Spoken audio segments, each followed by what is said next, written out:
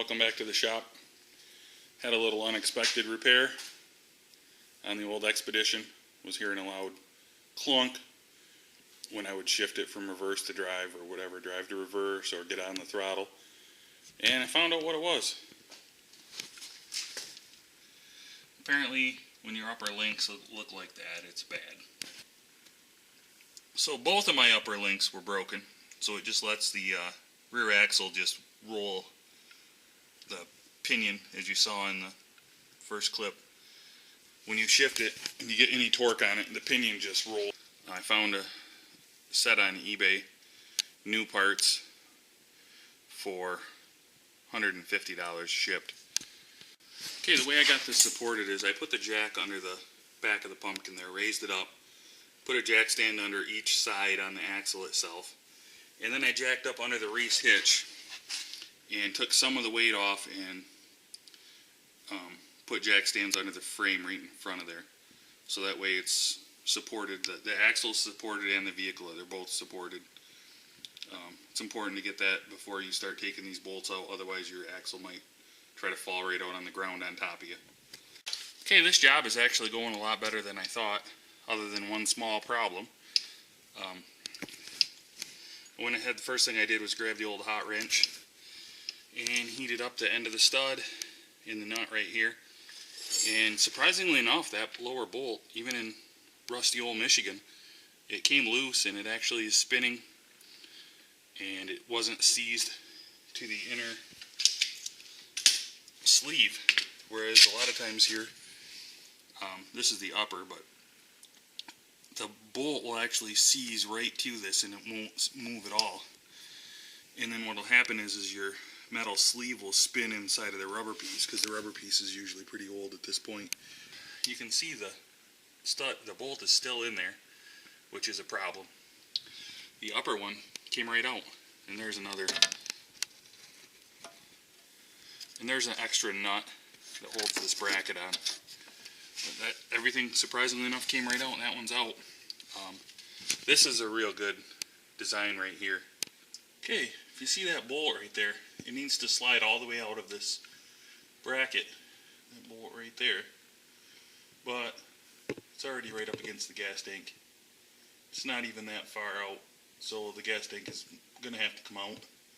My gas tank needs to come out anyway, because one of the straps is broken where it mounts, and my gas line is blown right behind the tank, so it'll just make things a lot easier anyway. So actually I'm not that upset, but if you don't have to change your brake line or anything like that, yeah, it's gonna suck to have to pull the gas tank out for that. This back one, the upper rear mount, you can see where mine's broken right there.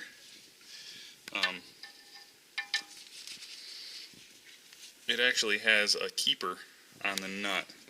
See if I can get where you can see. Yeah, so it won't spin. First thing I did was, you're probably going to want to do this, is heat this up with a torch, get it nice and warm, and it's a 21 millimeter on the other side on the bolt head. And then what I did is got it on like this, and then just tapped it with a mini sledge, and that's a really good way to get it started. Okay, what I'm doing with the torch, I got a nice flame here. It's hard to see on the camera with the small blue tips. Just moving it around on here. Getting everything nice, and it'll start glowing orange. And there's rubber right inside of there, so you don't want to get it just on the other side of that bracket. So you don't want to get it too hot. But if you get it warm, it'll really help it come loose a lot easier. Okay, I think that's probably about good. See, it's flowing pretty good. Okay, for the lower rear, the nut is on the outside and the bolt head is on the inside here. Heated up with a torch like I just showed you, and I just used a box end wrench. I'm sure it's metric, but a 15/16 fit on it. And while it was still hot, I had the wrenches right handy. I slipped the box ends on, 21 on that side, and got it loose, and it, surprisingly enough, came right out. Okay, here's what worked best for me. Heat the nuts up on the fronts with a torch. Throw a 15/16 impact socket on it, and buzz those out with a 1/2 inch impact. hold the back sides with a 21mm, and those came right out. Okay, for the top rear, I heated the nut, and it's a fixed nut. It has a bracket holding it, so you don't have to hold that with a wrench. I heated that and the part of the bolt that was sticking through the nut up with a torch real hot, and I put a 21mm on the other side and got it started by hitting it with a mini sledge, and it came right out. Okay, everything we need to get to for getting this gas tank out is right on the back here. I think all I'm going to take out first is just the hose, the fill tube, and a couple of the different vents. Looks like everything else has enough cord, enough play to it where I can drop it down a little bit where I can get to it better, like the electrical connectors and the actual fuel lines, the pressurized fuel lines running up front and the return line, because I have to get in there and get the clips off, and pop them loose. So that'd be a lot easier if I got a little bit of room. I don't have a lot of room right here where I'm sitting, and I'm not on a hoist. Hoist would be nice.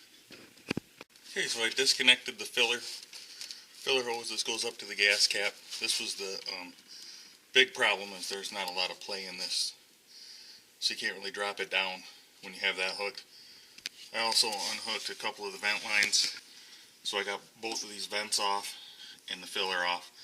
I'm going to go ahead and take the bolts out for the straps, and hopefully there isn't too much gas in it. I think there's only a couple gallons, so hopefully it won't fall and make a big mess.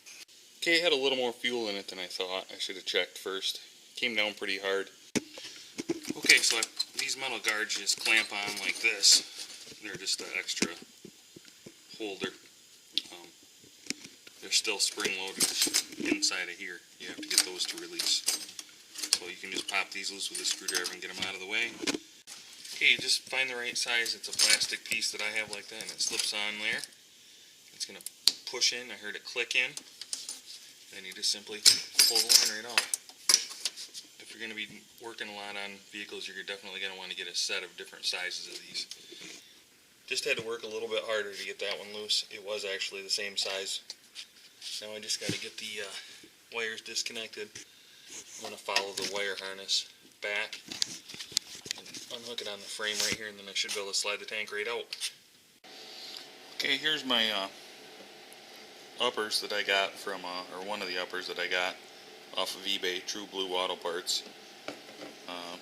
Pretty fast shipping, decent looking part, good enough, especially considering how cheap it was. Should last quite a while. It'll outlive the rest of the expedition, I'm sure. One thing I want to say is these bolts are really good, reusable, not rusted or anything. But what I'm going to do is I'm going to put, just to be safe, I'm going to put a little bit of anti-seize on the part that's going to go through the sleeve, just because you don't want that to seize up. You don't want anything to happen there, which it shouldn't, because it's pivoting on this all the time. Every time you hit a bump, it's moving. But I'm going to put just a little bit of anti-seize on there, and then out on the threads I'm going to put some of the blue thread locker, because you definitely don't want these coming off. So this is pretty straightforward installing. You just make sure you have the rolled edge part out and the indentation there in. Get it in place, move it however you need to, forward or back, wiggle the axle, clean your bolts up on a wire wheel. And when you put the front bolt back in on the lower driver's side arm, make sure you put the bolt in from this side. Don't screw the next guy that's going to take it apart. Yeah, that would really suck if you had to take the gas tank out again. So once you do it once, put the bolt in the way it should have been from the factory. And then it's just a matter of getting things lined up is all. And putting the bolts through and tightening them up. Okay, you can see here my bolt hole is not lining up. I have the upper completely in and tightened, and I have the front bolt in the lower, but I don't have it tightened yet. So I'm just trying to get it lined up to put the other bolt in, and it's quite a ways off, but there's nothing to panic about. All you got to do is pivot the axle to get it to fit once you have one in. So I got a board on the jack, and I have the board right under the pinion. So that's going to make that pivot up, and when that pinion pivots up, it's going to roll this bottom part forward, and my bolt should line right up.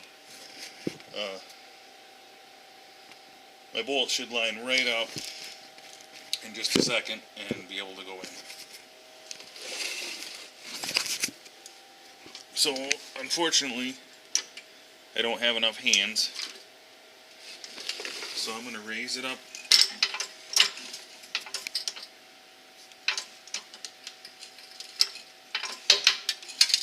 Raised it up, and now let's check and see how we look.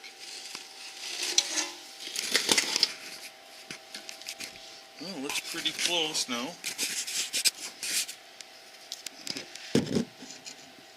Yeah, I think that'll do it. We'll give it a try.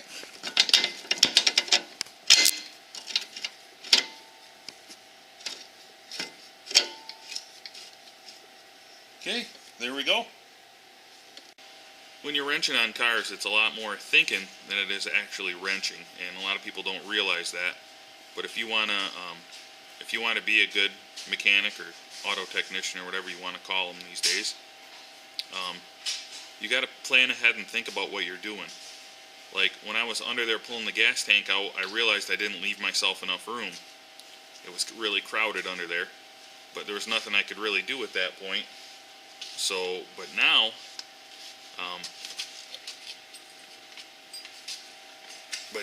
I got an opportunity to make it better on the install. So I'm going to go ahead and put these arms in right now and get them tightened up, and then I can lift the vehicle off the jack stands in the front here and put those taller jack stands under the back and get this thing up in the air higher, and I won't have the ones right here right in the way. So when I go to put the gas tank in, I'll have a lot more room, and I won't be working around those stands right there because there's a stand on each side. And also, another thing is multitasking is big. Like right now, I have a brake line that I replaced, so I want to get that bleeding, gravity bleeding, while I'm working on putting the gas tank back in. So if you do things like that, you can make a lot more money if you just think about what you're doing and figure out an order that makes sense. And another thing I wanted to say real quick is this is the bleeder off my rear caliper. It was just packed full of dirt. Somebody had taken the rubber cap off of it, and these just get packed full of dirt. And that kind of sucks, but I mean, it's going to happen. So leave the rubber cap on, but always put them back on. But if you're working on one that doesn't have it, the best thing to do is just use your torch tip cleaners and put them in there and ream them out. Get all the dirt out. You can get them real good like that and cleaned right out. Okay, I got this thing all wrapped up now. I got the tank back up in. It's a lot easier putting it back in. I got the fittings all back on the top. Everything's tightened down. All I've got to do now is I got to get some help bleeding the brakes out. I got the brake lines replaced, and I also made sure when I did it that I bent them as close as I could to original and tucked them right up in and got them right where they were supposed to go. Because I think no matter what you're working on, no matter what you're doing, I mean, do it as good as you can. Do it to the best of your ability. Don't do slipshod work, no matter what, even on a rusted piece of junk like this. You just want to try to get a reputation for doing good quality work, because once you cut corners, even on little things, it'll come back to haunt you.